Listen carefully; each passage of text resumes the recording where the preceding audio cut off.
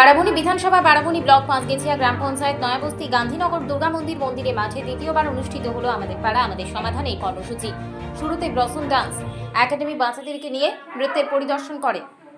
অনুষ্ঠানে ভাবে অনুষ্ঠিত হলো এবং আদিবাসী নৃত্যের মাধ্যমে অতিথিদের বরণ করা হয়। উপস্থিত ছিলেন আসানসোলের গান্ধীনগরের বিদ্যালয়ের বাউন্ডারি ওয়াল সেট শিব মন্দির আমাদের স্ট্রিট লাইট আছে আর জলের একটু খাবার জলের প্রবলেম।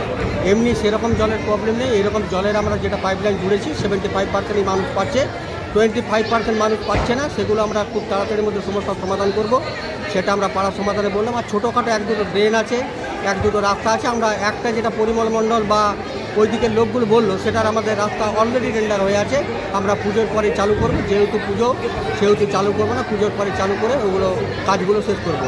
মেয়র তথা বারাবণী বিধায়ক বিধান উপাধ্যায়, পাঁচগাছিয়া প্রধান Monoranjan Banerjee, Barabani block BDO Binayak Kumar, joint BDO Bijoy Sarkar, Zilla Parishad সদস্য মালা বাউরি, শ্রমিক নেতা শঙ্কর ঠাকুর, রাহুল উপাধ্যায়, মহিলা নেত্রী ভাবনী কেশ, আনন্দ সিংহ, বিকি ব্যানার্জি, পল্টু মিশ্রা সহ প্রমুখেরা।